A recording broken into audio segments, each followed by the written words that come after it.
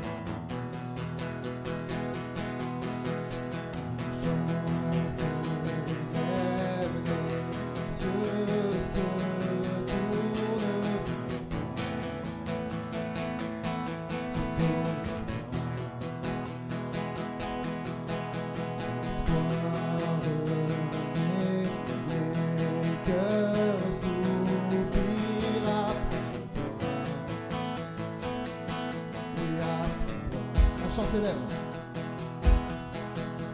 Le chant s'élève, les yeux se tournent vers toi. Se tournent vers toi, Seigneur. L'espoir renaît, les cœurs soupirent après toi. Oui, après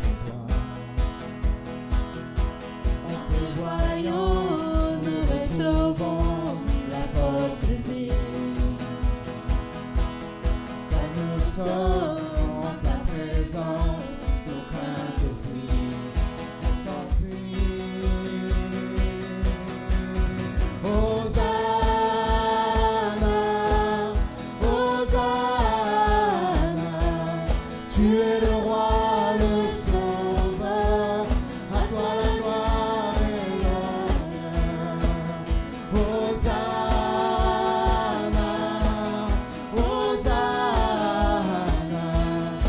T'accueillons parmi nous, sois le bienvenu, ô Jésus.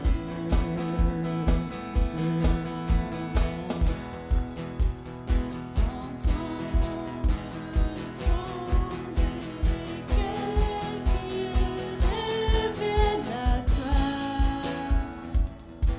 reviennent à toi. Dans ton royaume.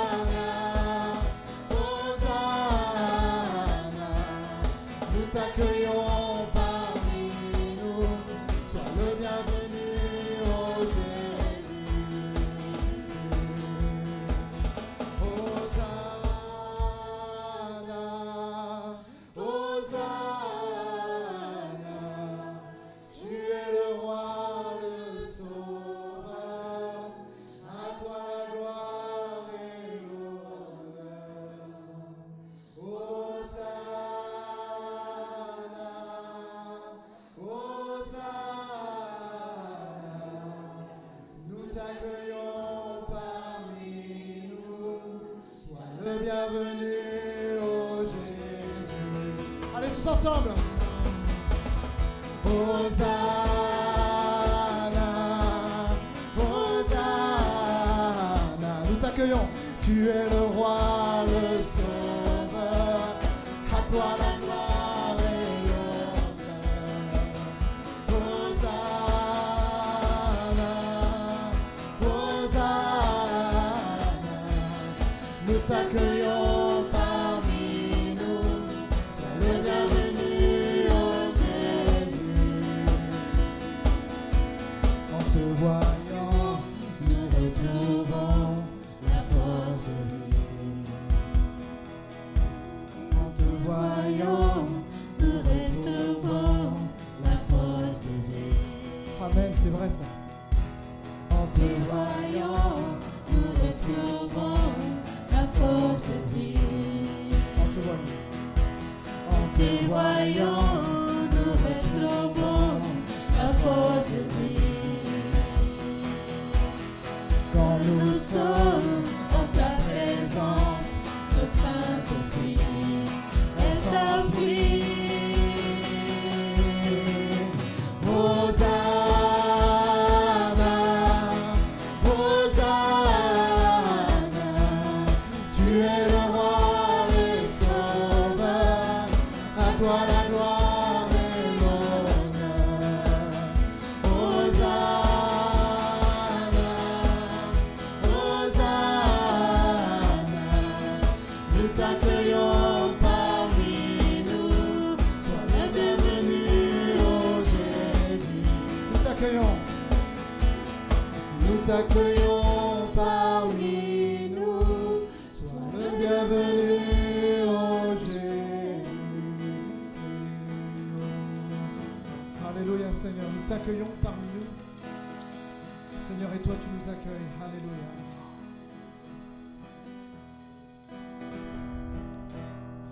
Le chant suivant qu'on va chanter, c'est un chant d'exclamation de joie qui dit louer Adonai. Et en fait, dans la Bible, Adonai, ça veut dire Seigneur, le Seigneur.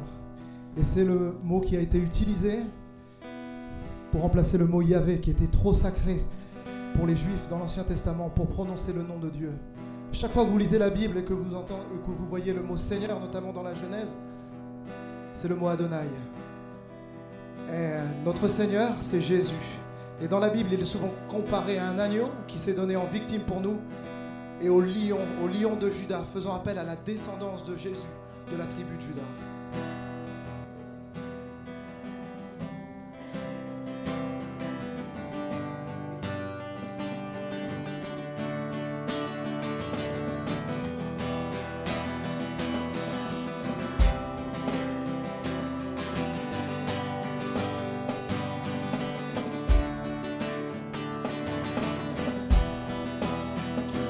Semblable au lion à l'agneau, assis sur le trône. Les mots s'inquiètent, l'océan rugit devant le ciel. Personne n'est semblable à toi, Seigneur. Qui est semblable au lion à l'agneau, assis sur le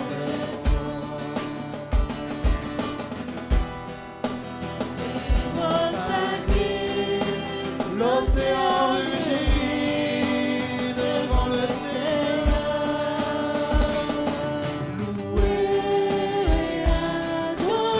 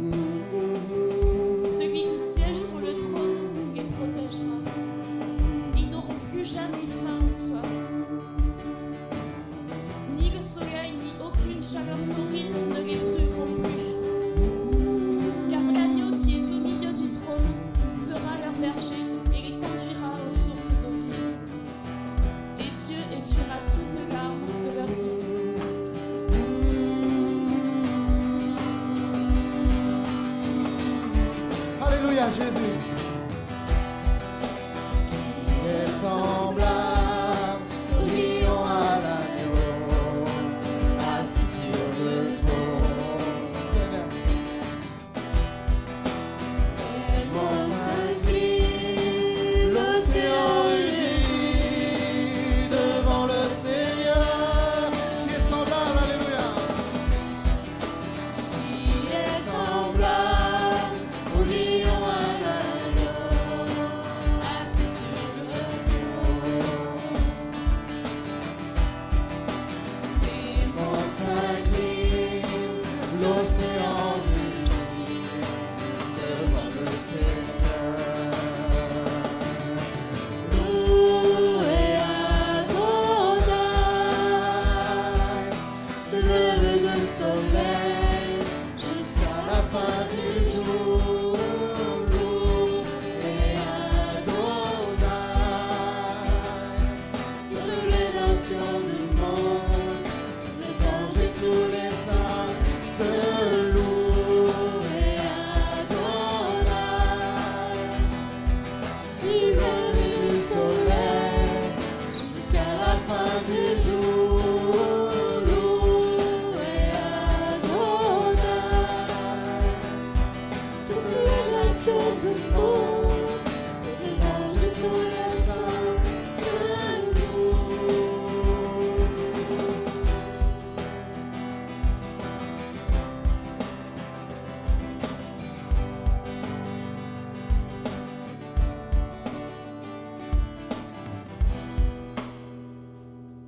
Alléluia.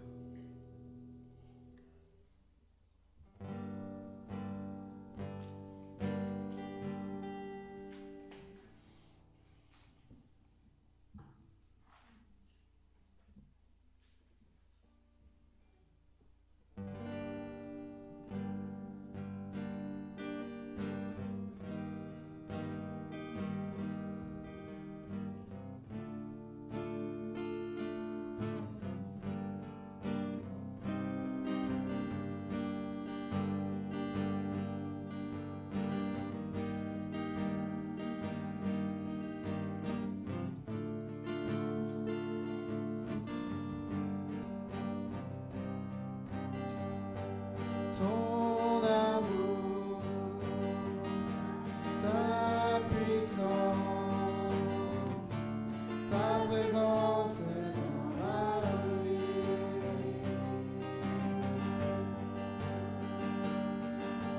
Ton amour, ta puissance, ta présence dans ma vie. Ton amour, ta puissance, ta présence dans ma vie. Ton amour, ta puissance, ta présence dans ma vie. Je veux t'adorer de tout mon cœur. Je veux t'adorer de toute mon âme. Je veux t'adorer de toute ma force. Tu es mon Dieu. Tu es mon Dieu.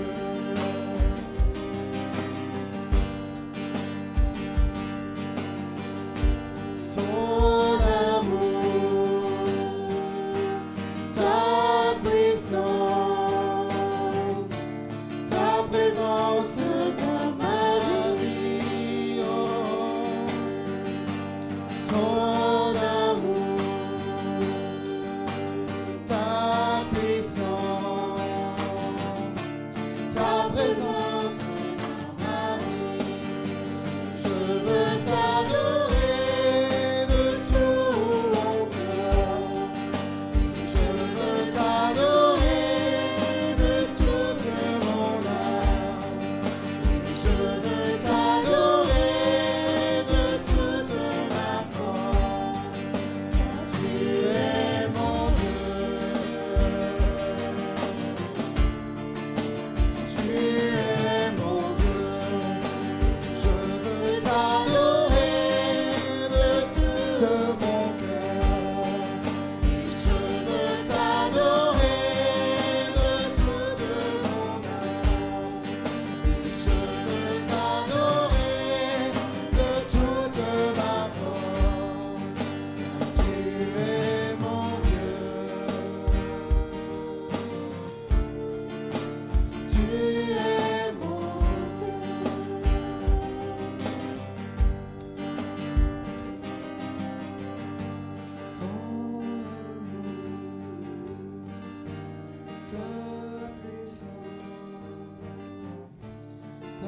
présence dans ma vie, ton amour, ta puissance, ta présence dans ma vie.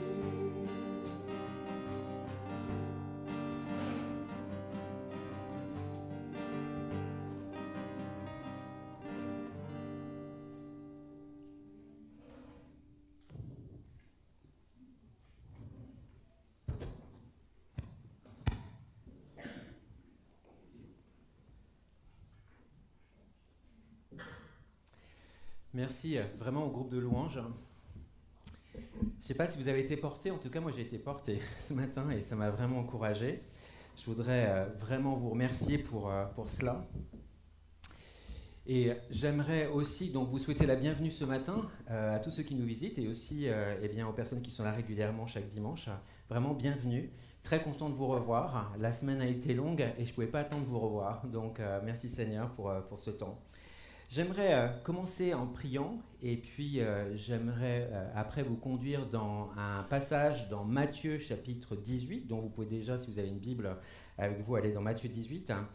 Mais prier ce matin que Dieu touche notre cœur et qu'on n'est pas juste là pour entendre la parole de Dieu, mais que, voilà, que cette parole puisse passer d'ici à notre cœur et qu'on puisse vraiment l'appliquer dans notre vie de tous les jours.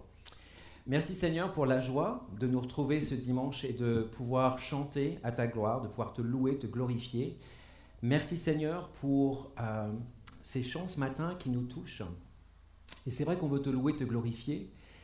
Et quand cette parole nous dise « car tu es mon Dieu », j'espère qu'en tout cas pour vous tous, il est votre Dieu.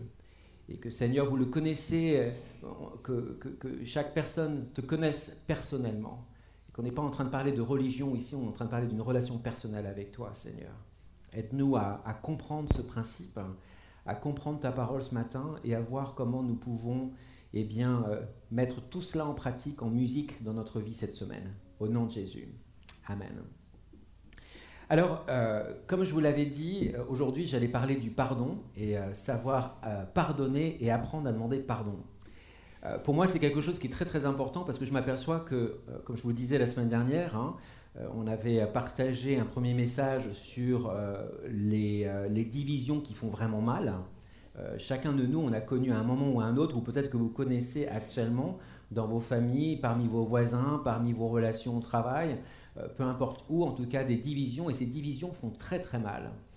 La deuxième chose qu'on a vue la semaine dernière, c'est que les divisions souvent provoquent aussi de l'amertume, vraiment énormément d'amertume.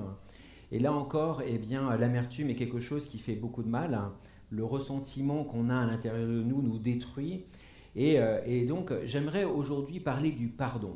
Savoir demander pardon aux gens qui nous ont fait, qu'on a offensés, à qui on a fait du mal, mais savoir aussi pardonner à ceux qui nous ont offensés et nous ont fait du mal. Et donc la tendance, en tout cas, c'est de vouloir se venger.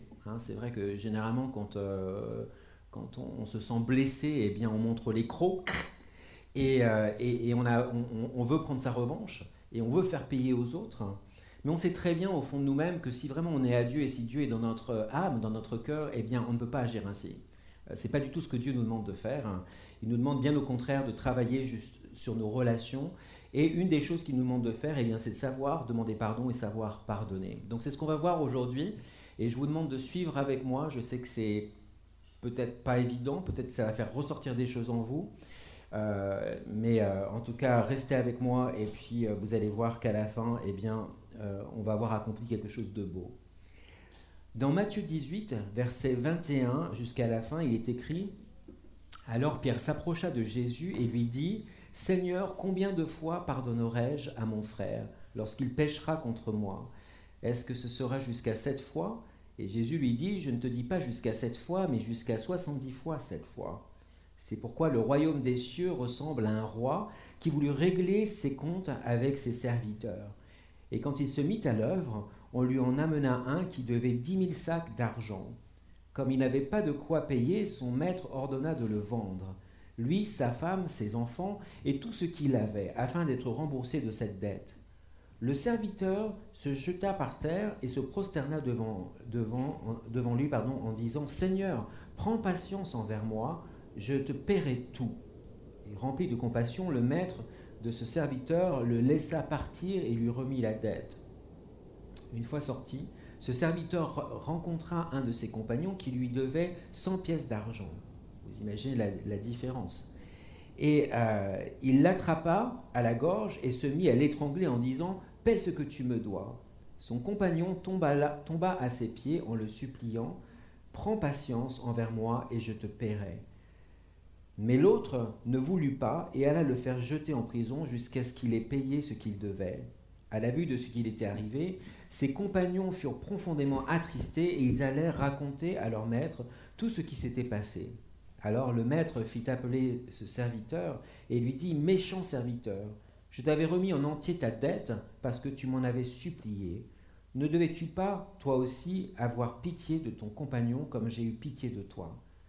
Et son maître irrité le livra au bourreau jusqu'à ce qu'il ait payé tout ce qu'il devait. C'est ainsi que mon Père céleste vous traitera, si chacun de vous ne pardonne pas à son frère de tout son cœur. J'avais déjà prêché sur le pardon il y a peut-être 2 ans de cela, mais il me semblait que c'était important de revenir là-dessus. On parlait avec Gérard ce matin de l'importance d'avoir des relations les uns avec les autres, et c'est ainsi qu'on vit l'Église. Cette semaine, j'étais à Paris en réunion pendant 3 jours, et on parlait justement du Covid et l'effet du Covid sur les églises. Et on s'aperçoit que beaucoup de gens ont pris goût à Zoom et regarder des cultes sur YouTube à l'autre bout du monde. Et c'est très bien de temps en temps, effectivement, de se connecter à l'autre bout du monde avec des églises qu'on connaît, des gens qu'on connaît. Mais ça ne remplace pas, en tout cas, la relation qu'on peut avoir les uns avec les autres. La Bible nous dit, ne quittez pas vos assemblées comme c'est la coutume pour certains. Et Dieu, effectivement, nous parle au travers de sa parole, au travers de son Saint-Esprit, mais il nous parle au travers de nous tous. Et il nous encourage dans cette relation que nous pouvons avoir les uns avec les autres. Donc c'est très très important et c'est vital qu'on puisse avoir cette relation ensemble pour s'encourager les uns les autres. Par rapport à l'amertume, par rapport aux divisions et par rapport au pardon, j'ai lu un livre récemment qui m'a vraiment touché, qui s'appelle « Nos raisons de vivre » de Frankl. C'est en fait un psychiatre.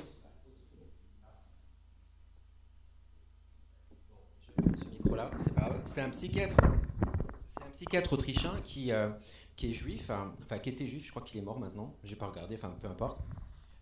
Et en tout cas, il partageait en fait son expérience dans les camps de concentration à Auschwitz. Et c'est intéressant parce qu'en fait, il parle du pardon, il parle de toutes ces choses. Et c'est vrai qu'on dit, des fois on entend des gens qui disent « moi je ne pourrais jamais pardonner ». Mais quand on voit ce que certains ont vécu, où ils n'avaient plus que la peau sur les os, et qui ont été capables de pardonner à ceux qui leur ont fait du mal, je pense qu'on se doit juste de se poser la question, est-ce que peut-être je devrais faire l'effort quand même de pardonner ? Et Frankl, dans son livre, a dit, des forces en dehors de notre contrôle peuvent prendre tout ce que vous avez, sauf une chose, votre liberté de choisir comment vous répondrez à la situation. Vous ne pouvez pas contrôler ce qui vous arrive dans la vie, mais vous pouvez toujours contrôler ce que vous ressentirez et ferez face à ce qui vous arrive. Il a écrit une autre chose, on n'est jamais sans option. Aussi longtemps qu'on garde la liberté de choisir comment on va répondre, comprendre le pourquoi on vit peut nous aider à supporter le comment on vit. Et j'aime cela parce que c'est très simple mais en même temps très profond. C'est vrai qu'on ne peut pas contrôler ce qui nous arrive, par contre on peut contrôler une chose, c'est notre façon de réagir. Et c'est vrai que quand on comprend exactement pourquoi on est sur cette terre et pourquoi on existe et qui nous sommes réellement, eh bien ça nous aide à vivre cette vie ici-bas et à comprendre justement pourquoi on vit ces choses et comment on va les vivre. Alors la plupart des gens qui n'arrivent pas à pardonner, pour moi, sont malheureusement kidnappés par un système de pensée. Ce sont souvent des gens qui alimentent cette amertume et ils n'arrivent pas à la dépasser. C'est comme un mur qu'il y a en face d'eux. Et cette impossibilité de pardonner est souvent basée sur une offense qu'on leur a faite, des choses qu'on a pu dire sur eux ou des choses qu'on leur a dit, et ils n'arrivent pas à passer au-delà de cela. Et plus vous allez nourrir cela, plus vous allez nourrir cette rancœur, et moins vous allez être capable de passer de l'autre côté. C'est évident. Admettons qu'on vous a fait du mal et que vous n'avez plus de relation avec la personne qui vous a fait du mal. Le pardon, en tout cas, est une action qui libère. Le pardon libère véritablement à la fois la personne qui a été offensée, mais la personne qui vous a offensé. Le pardon est quelque chose qui vous sort de vos chaînes. Et ce qui est important aussi de se rappeler, c'est qu'on a tous au moins fait quelque chose dans la vie qui a offensé quelqu'un ou on a été offensé par quelqu'un. Mais en tout cas, on a tous dû à un moment ou à un autre demander pardon ou dû pardonner. Et je crois qu'il ne faut pas qu'on oublie qu'on n'est pas meilleur que les autres qui nous ont fait du mal. Il y a cette tentation de vouloir garder et porter cette blessure dans notre vie et avoir du ressentiment. Et il est facile de ne pas pardonner. En fait, je trouve que c'est très lâche de ne pas pardonner. En fait, je trouve que c'est trop facile de ne pas pardonner. Et le problème, c'est qu'on ne se rend pas compte qu'on continue à souffrir parce qu'on n'est pas capable de pardonner et de passer à autre chose. En revanche, il est difficile de pardonner, mais quand on pardonne, eh bien, en fait, la souffrance s'arrête et c'est le début d'une reconstruction. Donc, on peut soit faire le choix de ne pas pardonner, mais de toute façon, on vit dans la souffrance, ou alors on décide de souffrir parce que voilà, ça demande un énorme effort de pouvoir pardonner, mais après, la souffrance part et elle disparaît. Alors, qu'est-ce qui est le plus difficile dans le temps ? Pardonner, quelqu'un a écrit, c'est redonner à un prisonnier sa liberté et c'est découvrir finalement que le prisonnier, c'est nous. Parce que tant que vous ne pardonnez pas, en fait, c'est vous qui êtes prisonnier de vos pensées. C'est vous qui êtes prisonnier de votre amertume, de votre colère. Ne pas pardonner, en tout cas, c'est choisir de rester dans l'esclavage qui vous empêche tout simplement d'aimer et d'accepter ceux autour de vous. Et en fait, c'est un frein qui vous empêche aussi de connaître la vie en abondance. La Bible parle que Dieu nous a donné cette vie en abondance. Cette vie en abondance, c'est-à-dire qu'elle est pleine de belles choses. Mais quand on est incapable de pardonner et qu'on est complètement coincé dans notre cœur, kidnappé par ce système de pensée, cette pression, eh bien on est incapable de vivre cette vie en abondance. On ne peut pas comprendre cela, parce qu'il n'y a que ça qui nous omnibule, il n'y a que ça qui nous freine. Comprendre ce que Dieu a fait pour nous au travers de Christ, par exemple, je pense aux dernières paroles de Christ sur la croix, qui dit quoi ? Il dit « Pardonne-leur parce qu'ils ne savent pas ce qu'ils font ». Moi, ça me touche. Quand je pense que Jésus était parfait, on a parlé de l'agneau de Dieu, donc quand on voit un agneau, il n'y a rien de méchant dans un agneau. Hein ? Quand vous voyez un agneau, vous n'avez pas envie de le caresser ? Vous n'avez pas envie de le prendre dans vos bras ? Ben oui, parce qu'il n'y a rien de méchant. Et pourtant, Jésus était l'agneau parfait. Il n'avait rien fait de mal. Et on l'a crucifié sur la croix pour les péchés du monde. Et lui, tout ce qu'il trouve à dire, c'est « Seigneur, pardonne-leur. Père, pardonne-leur parce qu'ils ne savent pas ce qu'ils font. » Et quand je pense à ça, ça me trouble parce que je me dis, quand on réfléchit véritablement à ce que Jésus a fait pour nous sur la croix, et qu'on a compris qu'on a vraiment été pardonné de tout ce qu'on a pu faire, j'ai un réel problème avec le fait de ne pas pardonner les autres. Parce que franchement, finalement, c'était quand même pas la mort sur la croix pour nous. Et donc, je pense qu'il y a une vraie remise en question par rapport à cela, et c'est vrai qu'il me semble que c'est important de comprendre que le pardon, voilà, nous déchaîne et nous permet de passer de ce stade d'esclave à ce stade d'homme ou de femme libre. Le pardon implique 3 éléments. Le premier, c'est le mal, la blessure, ce qui nous a vraiment fait mal. Donc ça, il faut pouvoir le reconnaître. La deuxième chose, c'est cette dette, le résultat de la blessure. Souvent, quand on ne veut pas pardonner, on pense à « Oh, il va me le payer celui-là, je vais lui le faire payer, enfin jusqu'au bout, quoi. » Et puis, il va prendre cher, comme on dit aujourd'hui. Et puis, finalement, le pardon permet l'annulation de la dette. C'est-à-dire, vous êtes blanchi, voilà, vous n'avez plus de dette envers moi, je vous pardonne tous. Il y a une illustration à laquelle j'ai pensé, quand on refuse de pardonner aux autres, c'est comme si on les gardait comme des otages. Quand une personne est otage, celui qui effectue la prise d'otage veut généralement quelque chose en échange. Ça peut être de l'argent, ça peut être des armes, ça peut être la relâche d'un prisonnier ou tout simplement une extradition vers un pays où il va être libre. Et leur message est le suivant, si vous vous donnez ce qu'on veut, eh bien nous on va vous redonner ce qu'on a pris. Et quand on ne pardonne pas, en fait, c'est ça, on prend les autres en otage, on prend les gens qui nous ont fait du mal en otage, on leur dit, c'est une façon de dire, tant que je te pardonne pas, tu ne seras pas libre. Tant que je ne te pardonne pas, tu ne seras pas libre. Tu vas penser jusqu'à la fin de ta vie à toutes les vacheries que tu m'as fait, et tant que je ne te pardonne pas, tu seras prisonnier de moi. C'est moi qui prends le contrôle. C'est dommage, parce qu'en fait, tant qu'on est comme ça, on est prisonnier de soi-même. prisonniers d'un système de pensée finalement qui nous empêche d'avoir des relations normales, non pas avec la personne qu'ils ont offensée, mais avec tout le monde. Parce que si on pense comme ça, on est forcément prisonnier et kidnappé dans ce système de pensée. Il y a souvent des conditions, une rançon à payer, mais quand on refuse de pardonner les autres pour le mal qu'ils nous ont fait, on est en train de dire la même chose. Tant que tu ne me donnes pas ce que je veux, je te rendrai pas ce que je t'ai pris.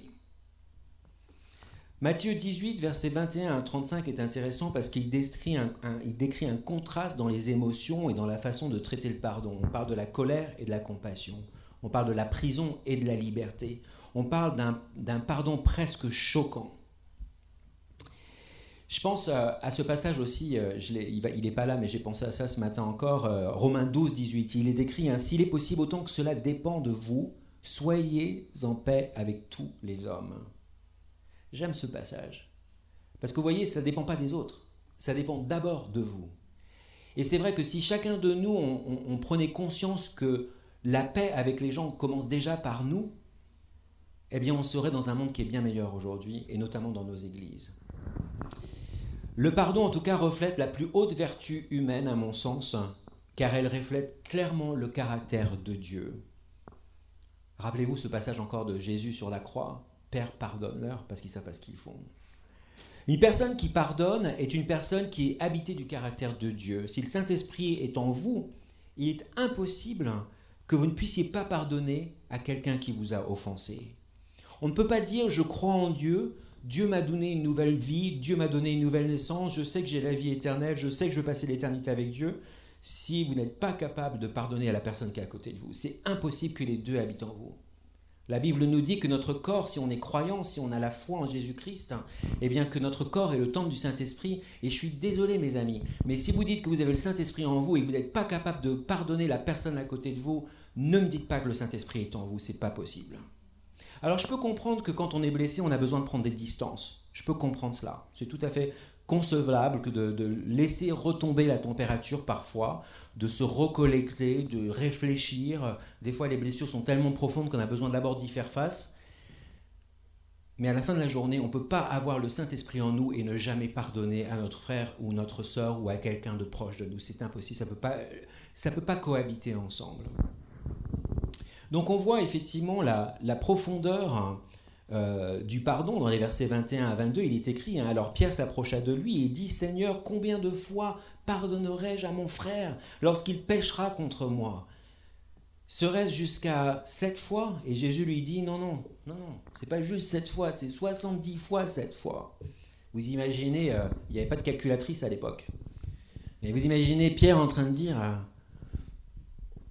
70 fois 7 fois, ça fait combien ? Qui est-ce qui est bon en maths ? Hein ? Ah, il n'y en a pas un qui lève la main, dis donc. Combien de fois dois-je pardonner quelqu'un avant de commencer à lui faire payer ce qu'il me doit ? Et Jésus a une idée différente sur la valeur du pardon. Jésus s'apprête à enseigner à Pierre qu'il n'a plus besoin de calculatrice. En fait, ce besoin de pardonner est infini. Nous devons toujours pardonner. Nous devons toujours pardonner. On doit toujours quoi ? Dans le verset 21, la tradition juive enseignait qu'on pardonne 3 fois. Si tu fais ça, je te pardonne 1 fois. 2, on fait ça avec les enfants. Si tu ne te tais pas,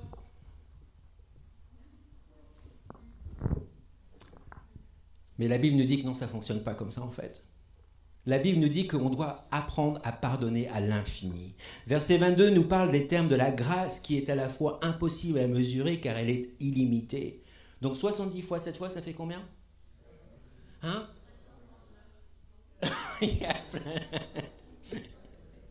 490 fois. Donc, est-ce que vous êtes capable de pardonner quelqu'un, la même personne, 490 fois à suivre ? Françoise ? Et la Bible nous dit ça, on doit être capable de pardonner 70 fois 7 fois, et donc ça semble à l'infini. Et je crois que quand on a Jésus en nous et qu'on a cette grâce, cette faveur que Dieu nous fait, cet amour, qu'on comprend les principes de Dieu et qu'on a ce désir de vivre une communion avec les autres, on va le faire. Au moment où on a pardonné un frère, ce nombre de fois, je crois qu'on a pris l'habitude de pardonner. Vous êtes d'accord ? Bon, c'est pas une fois de plus, de toute façon on n'est plus à ça près maintenant. J'ai déjà pardonné 490 fois, donc je vais te pardonner, allez, 491 fois. Mais recommence pas, hein.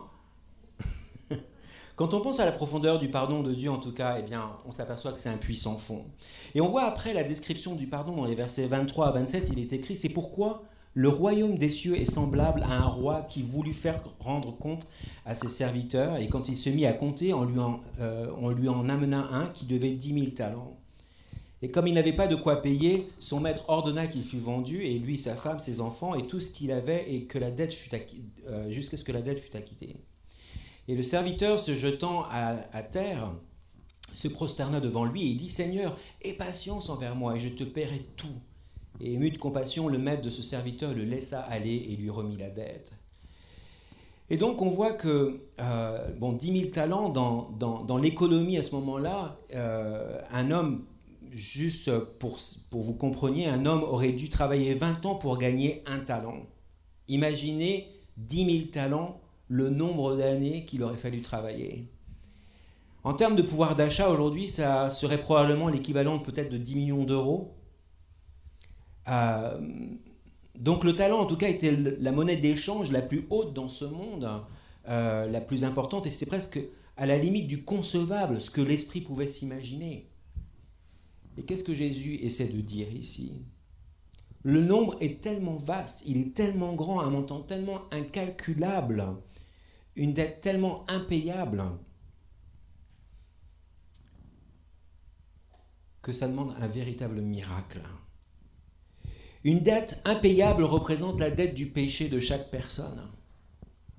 On a tous au moins fait quelque chose une fois dans notre vie qui a désobéi à Dieu. Mais quand je dis une fois, allez, soyons honnêtes. Soyons honnêtes. On sait très bien que c'est pas juste qu'une fois. Imaginez tout ce que vous devez à Dieu, les dettes que vous devez à Dieu. Vous êtes-vous déjà retrouvé avec une dette que vous ne pouviez pas payer ? Ça vous est déjà arrivé ? Ou ça m'est juste arrivé à moi ? Vous vous rappelez du sentiment, ce que vous avez ressenti à ce moment-là ? Vous vous sentez piégé, vous ne savez pas comment faire, vous êtes stressé, vous ne dormez pas la nuit, vous dites comment on va faire ? Comment on va faire ?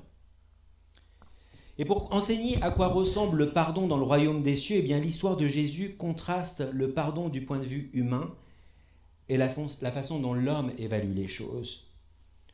On peut dire par exemple que vos péchés valent 100 deniers et que les péchés des autres valent 10 000 talents, par exemple.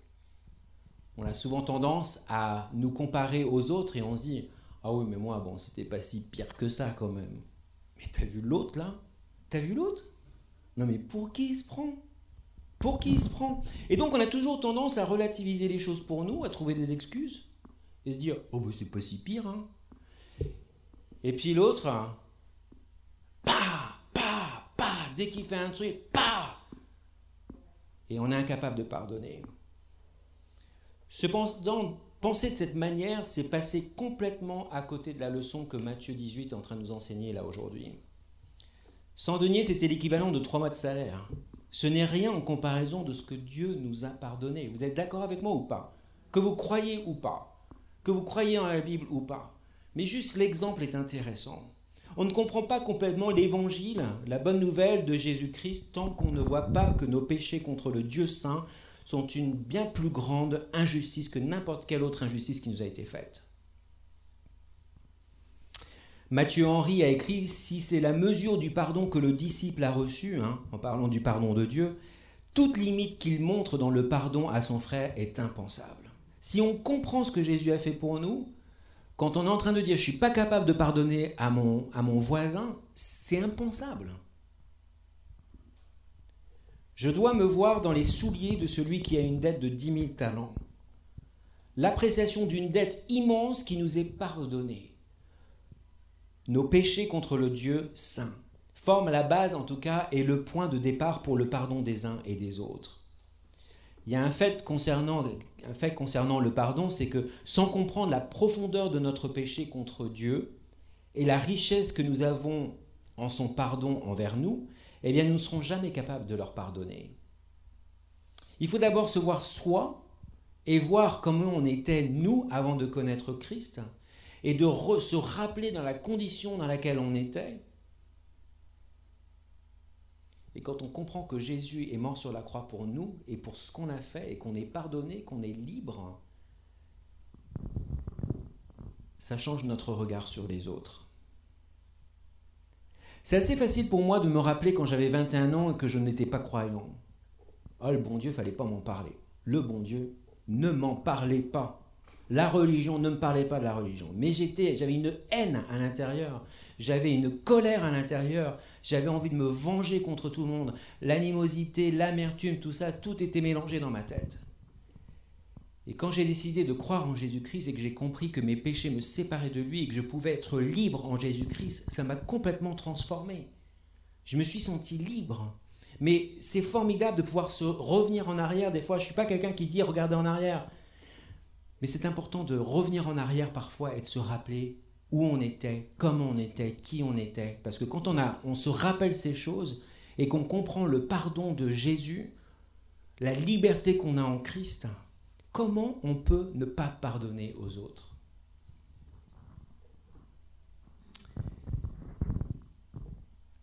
Colossiens 2,14, il nous dit « Il a effacé l'acte rédigé contre nous et dont les dispositions nous étaient contraires.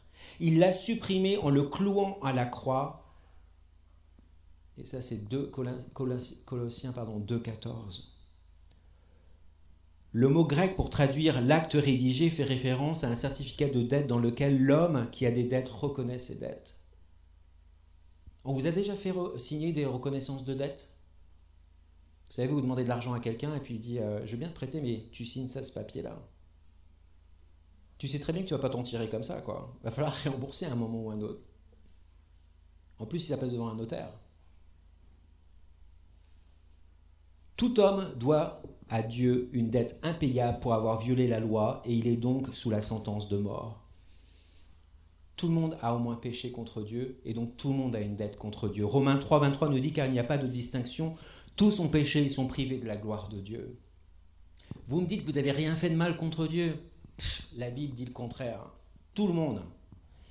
Galates 3,10 nous dit « Tous ceux en effet qui dépendent des œuvres de la loi sont sous la malédiction, car il est écrit « Maudit soit quiconque n'observe pas tout ce qui est écrit dans le livre de la loi pour le mettre en pratique. » Vous dites « Ah, mais moi je suis la loi. » Ok, très bien, je vais vous suivre en voiture, tiens, ce matin. Quand on va repartir, je vais voir si vous allez rouler vraiment à 80 à l'heure ou à 30 à l'heure dans Vitré. Je pense que je ne vais pas devoir attendre trop longtemps pour m'apercevoir finalement que vous n'êtes pas capable de vraiment... Mais vous voyez, la Bible nous dit si vous péchez contre un seul commandement, vous péchez contre tous. Donc du coup, on s'aperçoit finalement que c'est impossible pour l'homme de respecter la loi comme cela. Et donc à partir du moment où on ne respecte pas une loi, un commandement, on pêche contre Dieu. Donc du coup, oui, on peut dire tous, on a péché contre Dieu et on est privé de sa gloire. Jacques 2,10 nous dit « Car quiconque observe toute la loi mais pêche contre un seul commandement devient coupable envers tous. » Romains 6, 23 « Car le salaire du péché c'est la mort, mais le don gratuit de Dieu c'est la vie éternelle en Jésus-Christ notre Seigneur. » Ce que Paul est en train de nous dire ici, c'est comme si Dieu prenait ou effaçait complètement notre dette, le salaire de nos péchés et de son parchemin. Vous vous rappelez quand vous étiez jeune, vous aviez ce stylo plume, vous savez, à l'encre là, et puis j'aimais bien, j'avais l'effaceur, et puis en fait, t'écris ton truc, et puis non, tu vois plus rien. Vous vous rappelez de ça? Bah, les jeunes, ils savent plus ce que c'est maintenant. Mais nous, c'était une grande invention, l'effaceur. Il y avait le bout large, et puis il y avait le bout fin. Et moi, j'aimais bien, j'écrivais, et paf, plus de rature, dis donc. Après, non, il fallait réécrire avec le côté bleu de l'effaceur, là, parce qu'on ne pouvait plus réécrire à l'encre avec. Mais c'est exactement ce que Dieu fait. Dieu, c'est comme s'il avait l'effaceur, il dit, je te pardonne tout. T'es blanchi, il n'y a plus rien, tu vois plus rien. Il n'y a plus rien. Et c'est exactement ce que Dieu fait. Et c'est ce que Paul est en train de nous expliquer ici. Au travers de la mort, du sacrifice de Christ sur la croix, Dieu a totalement effacé notre certificat de dette et marqué « Tu es pardonné, tu es justifié, tu es gracié, tu es libre ». Il l'a cloué à la croix. Et c'est une autre métaphore pour le pardon. La liste des crimes d'un criminel crucifié était accrochée à la croix. Au-dessus de la croix, on crucifiait des criminels et on marquait, il y avait un petit panneau qui disait, crucifié parce qu'il a fait boum boum boum. Tout comme Jésus. Dans Matthieu 27, verset 37, il est écrit « On plaça au-dessus de sa tête une inscription indiquant le motif de sa condamnation. Celui-ci est Jésus, le roi des Juifs. » C'est vrai qu'il était le roi des Juifs. Les péchés du croyant ont tous été mis sur le compte de Christ, accrochés à sa croix, et il a payé le prix de nos péchés pour nous sur la croix. Et ceci satisfaisait la colère de Dieu contre les crimes, demandant que la punition soit payée en entier. Et cette histoire se termine avec un avertissement qui est assez sombre. Dans Matthieu 18, versets 34 à 35, il est écrit « Et son maître, irrité, le livra au bourreau jusqu'à ce qu'il ait payé tout ce qu'il devait. C'est ainsi que mon Père céleste vous traitera si chacun de vous ne pardonne pas à son frère de tout son cœur. » Vous vous rappelez l'histoire ? Il devait 10 000 pièces d'argent à son maître, et son maître décide de lui pardonner et de le gracier. Et l'autre Tarzan, là, il est libre, il est pardonné, il ne doit plus rien, et il voit un ancien copain, il dit « Toi, tu me dois ça, tu me dois 100 pièces d'argent. Je te mets en prison parce que tu n'es même pas foutu capable de me payer. » Et bien, c'est exactement ce qu'on fait dans la vie de tous les jours. Ah, on apprécie d'être libre, on est reconnaissant d'être libre, c'est vrai. C'est sympa, par exemple, quand l'État vous dit je vous donne, vous n'avez pas besoin de payer d'impôts cette année, ou je vous donne tant en allocation familiale, ou alors je vous pardonne tout ce que vous avez fait, je vous gracie. Et nous, on n'est pas capable de pardonner les autres. Une petite faute, et on n'est pas capable de le faire. Et imaginez si Dieu faisait avec nous ce que ce maître a fait avec ce serviteur qui finalement a voulu étrangler l'autre parce qu'il n'était pas capable de le payer. Imaginez si Dieu nous remettait en prison et il nous remettait dans une position d'esclavage parce qu'on n'est pas capable de pardonner aux autres. Peut-être que ça lui ferait du bien en fait.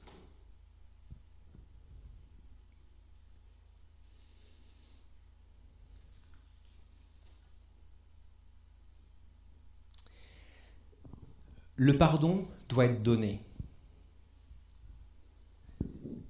Le pardon n'a pas besoin d'être mérité.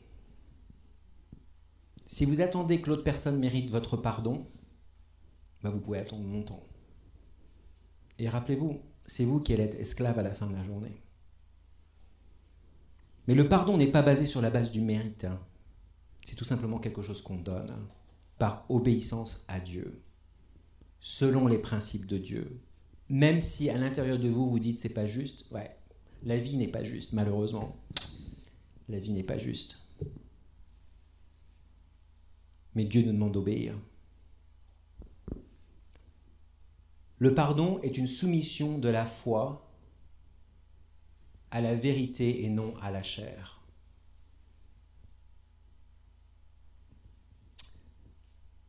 Il y a quelque chose qui me plaît dans Dieu, c'est que je sais qu'en fait, c'est lui qui va prendre soin des injustices un jour. Un jour, chaque personne va faire face à Dieu et va devoir rendre des comptes. Et donc, pourquoi moi je devrais prendre ma revanche? Pourquoi devrais-je me venger et kidnapper les gens? Pourquoi ne devrais-je pas pardonner pour lui faire payer ce qu'il m'a fait? L'autre andouille là. Il faut laisser Dieu prendre soin de tout ça. Et quand vous apprenez à pardonner, vous allez voir la liberté que vous ressentez et seulement ainsi, vous allez pouvoir reconstruire. Les pécheurs pardonnés pardonnent le péché. Vous êtes d'accord avec moi? Il n'y en a pas beaucoup. Bon, on va revenir à la page 1. Mais le pardon, c'est un choix en fait. Le pardon, c'est un choix. Moi, je ne peux pas le faire pour vous. Mais vous pouvez faire ce choix. Vous êtes d'accord avec moi? fait, oui.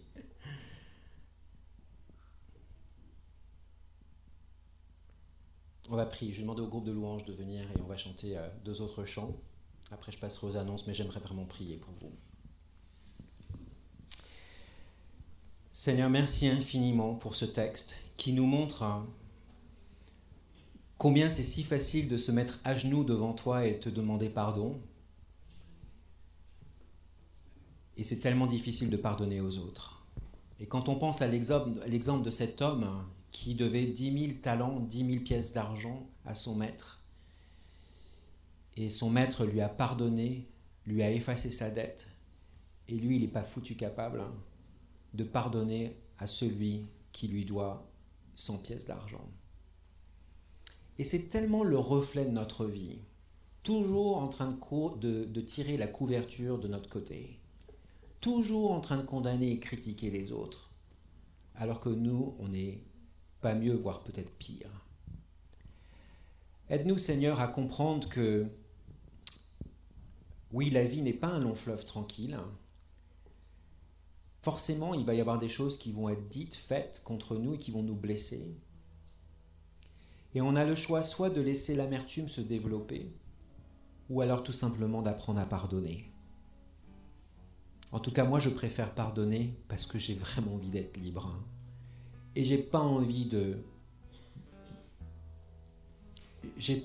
vivre dans l'esclavage. J'ai pas envie d'être kidnappé par mes pensées, par l'animosité, la colère, l'amertume. J'ai pas envie de ça. Moi, j'ai envie d'être libre. Et j'ai envie de connaître la vie en abondance. Toute la hauteur, la profondeur, la largeur de cette vie que tu nous donnes. Et Seigneur, quand je me couche le soir, j'ai pas envie d'être rongé par l'animosité. Et quand je me lève le matin, j'ai certainement pas envie de me lever et de commencer ma journée avec de l'animosité et de l'amertume. Alors je te remercie, Seigneur, que tu m'as montré par ton amour que j'étais pardonné, mais aussi que je peux dire aujourd'hui qu'il n'y a aucune personne qui se tienne devant moi à qui je n'ai jamais pardonné. Et ça me donne une grande liberté, une grande paix. Et donc je prie pour chacun de nous ce matin qu'on puisse vivre cette chose aussi. Je ne sais pas ce que chaque personne vit ici. Peut-être que vous avez effectivement du ressentiment envers quelqu'un. Mais je vais prier pour vous, que Dieu touche votre cœur et il vous aide à mettre en pratique ce qu'on a vu ce matin. Pensez à ces paroles de Jésus. Père, pardonne-leur parce qu'ils ne savent pas ce qu'ils font.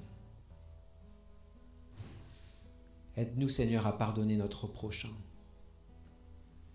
Aide-nous à pardonner tout le mal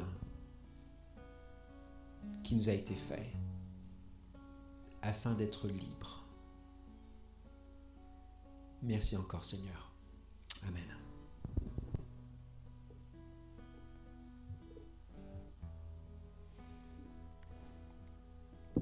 Alléluia, Jésus. Il n'y a rien à rajouter. Le culte n'est pas terminé. On peut se servir des chants pour faire une introspective. Il ne s'agit pas de rentrer dans une culpabilité exacerbée, mais réfléchir et lâcher. Lâcher.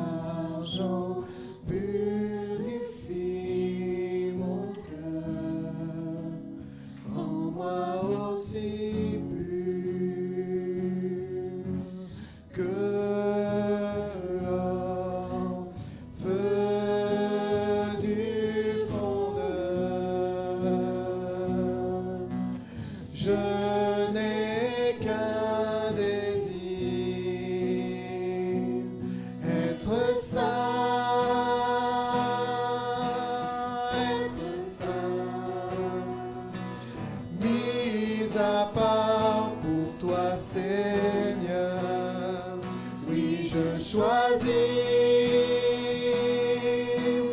d'être saint, mis à part pour toi, mon seul maître, et prêt à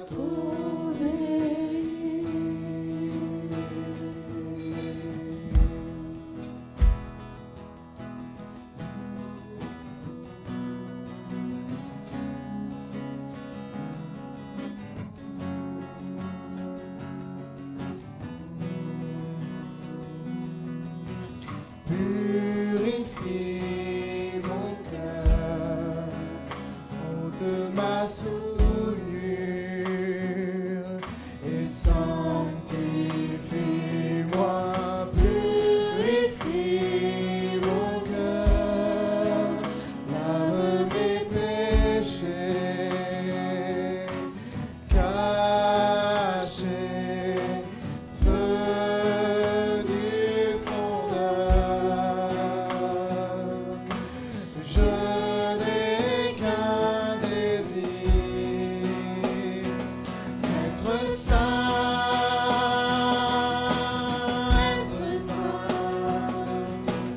mis à part pour toi, Seigneur. Oui, je choisis, Seigneur, c'est un choix que nous faisons, d'être saint, mis à part pour toi, mon seul maître, et prêt à t'obéir.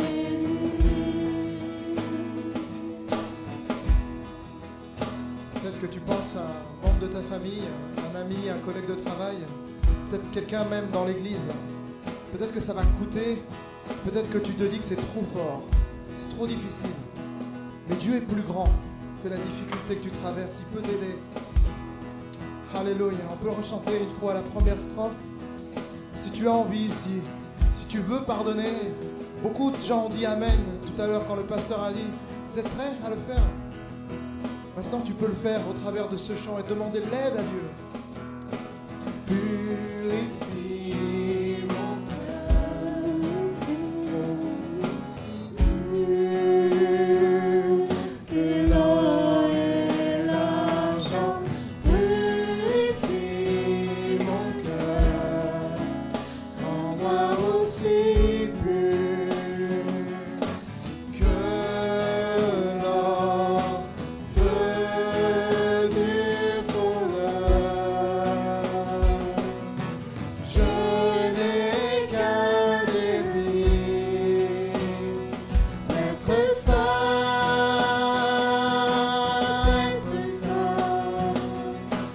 mis à part pour toi, Seigneur. Oui, je choisis d'être saint, mis à part pour toi, mon seul maître, et prêt à t'obéir.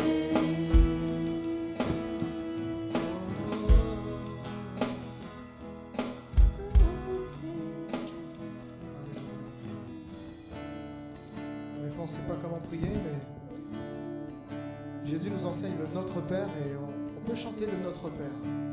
Et c'est le chant que on va chanter tous ensemble maintenant.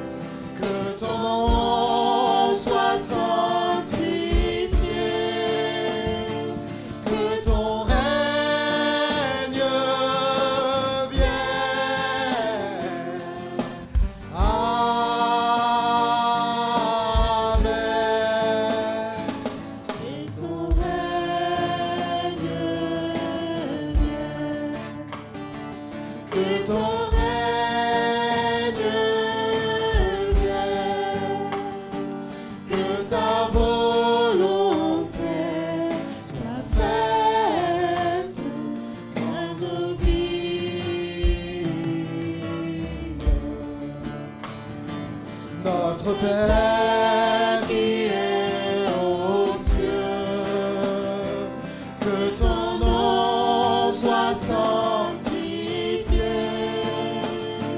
Donne-nous aujourd'hui le pain qui nous nourrit.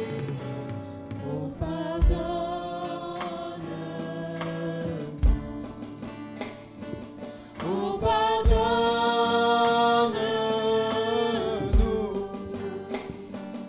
Et à ceux qui nous offensent, nous pardonnons.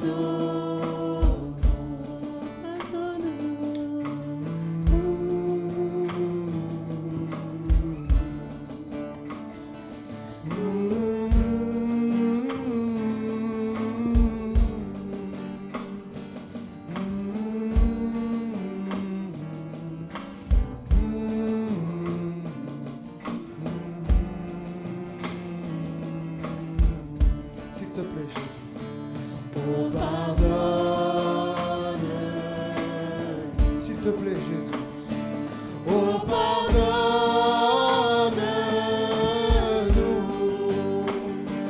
Et à ceux qui nous offensent, nous pardonnons.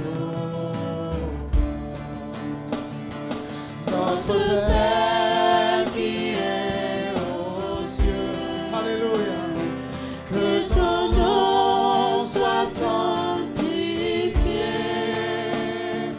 Délivre-nous du mal, garde-nous d'être tentés. À toi seul,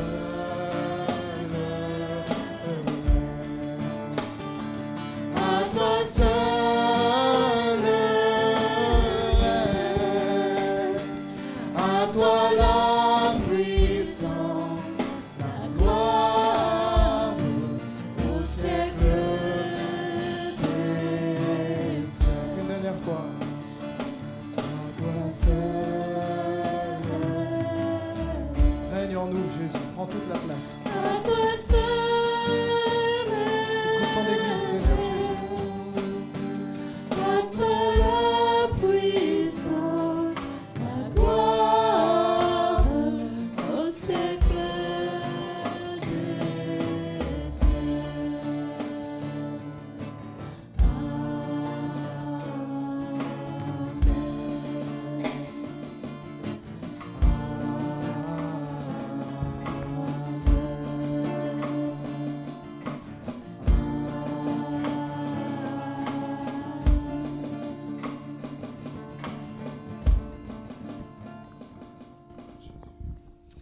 Amen. Merci pour ce moment, en tout cas vraiment super. Juste avant qu'on se quitte, je voulais faire quelques annonces. Premièrement, mardi soir, on a commencé une nouvelle étude biblique. Donc Benoît étant absent, c'est moi qui reprends l'étude. Et donc j'ai décidé de faire quelque chose un petit peu différent parce que comme on est en train de parler des relations humaines, on est en train de parler du pardon, on est en train de parler de l'amertume, on est en train de parler de toutes ces choses. Il m'a semblé important de pouvoir parler aussi de comment justement manager nos relations à l'extérieur de l'Église. Il y a quelque chose qui est vraiment important pour moi, c'est d'être ensemble le dimanche. Je crois que notre place est ici le dimanche matin pour s'encourager les uns les autres. Mais aussi notre place dans la semaine, c'est d'être l'Église dispersée. Et là où nous sommes, là où Dieu nous a placés, on a un vrai rôle à jouer avec les gens qui nous entourent. Et donc, on parle de cela en fait le mercredi soir. On est en train de montrer des exemples dans la Bible où justement Dieu nous demande d'aller dans toutes les nations et de faire des disciples, de partager notre foi et de parler aux gens de Jésus.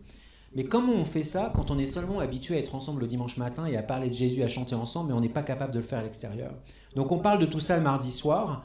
Comment justement cultiver des relations avec les gens, comment construire des ponts avec les autres pour pouvoir nous permettre de passer de l'autre côté, d'aller les voir, d'aller les chercher, d'aller les rejoindre là où ils sont.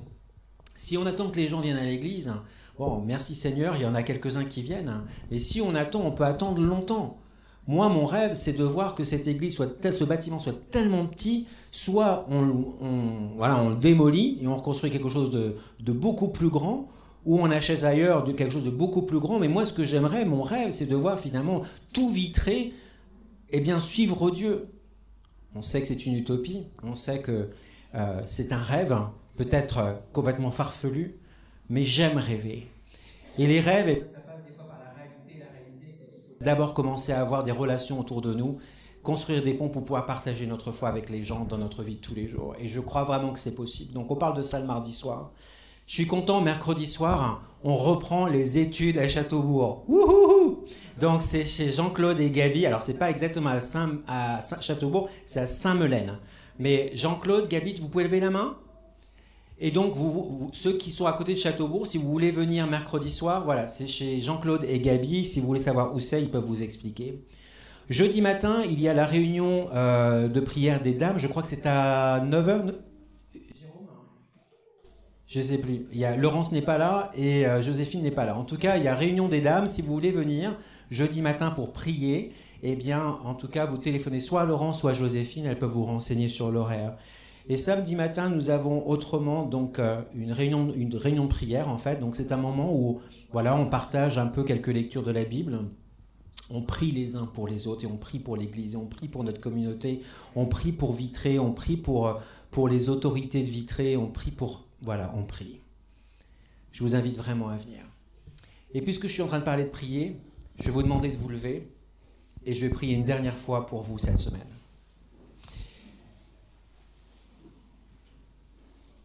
Laetitia, viens ici. Tu as quelque chose à dire, je crois. Avant qu'on prie, il y a Laetitia qui a un truc à dire. J'avais oublié. J'ai bien vu que tu m'avais oublié. Donc bonjour à tous. J'ai envoyé un mail. Donc normalement, la plupart ont reçu. Ceux qui n'ont pas reçu, je suis désolée. Vous pouvez venir me voir après. J'ai mis une petite boîte au niveau de l'ancienne bibliothèque. Il y a juste la petite table. Et donc, c'était pour les commandes de calendrier. Donc, on n'est pas en avance cette année, donc je suis désolée.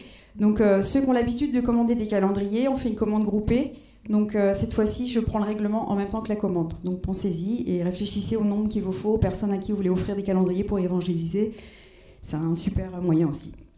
Donc, n'hésitez pas, si vous avez des questions, à venir me voir à la fin du culte. Voilà. Merci Laetitia. Prions. Seigneur, merci infiniment pour ce temps. Personnellement, j'ai été ressourcé ce matin, encouragé. Merci aussi parce que ce passage qu'on a vu m'a aidé à me rappeler encore et encore l'importance de veiller sur nos relations. Tout est fait pour que nos relations se détruisent. Je pense aux couples, je pense aux familles, je pense à nos voisins, il y a toujours quelque chose qui va faire que nos relations peuvent péricliter et être en danger. Mais Seigneur, nous croyons en toi, nous croyons dans la puissance de ta résurrection, nous croyons dans ta force et dans l'enseignement que tu nous apportes dans ta parole pour nous aider à savoir comment agir. Et une des choses, c'est que nous ne voulons pas, nous refusons, et cela au nom de Jésus, de tomber, de sombrer dans les choses du monde où justement, eh bien, on décide de ne pas savoir pardonner parce que justement, on est blessé et on ne veut pas le faire. Aide-nous, si on est croyant, à savoir demander pardon et à savoir pardonner afin de connaître cette liberté que nous avons en toi. Et je prie pour chacun de nous ce matin, que tu nous bénisses cette semaine, que tu nous encourages, que tu nous fortifies, que tu nous donnes une paix qui surpasse toute compréhension et que tu nous aides à mieux comprendre ce que tu veux que nous soyons. Merci encore Seigneur. Et je prie pour chacun de vous ce matin, soyez bénis. Au nom de Jésus. Amen. Je vous souhaite une très bonne semaine. Je vous aime très fort. Je suis là toute la semaine. Donc, si vous avez besoin, n'hésitez pas à me contacter. Bonne semaine à vous.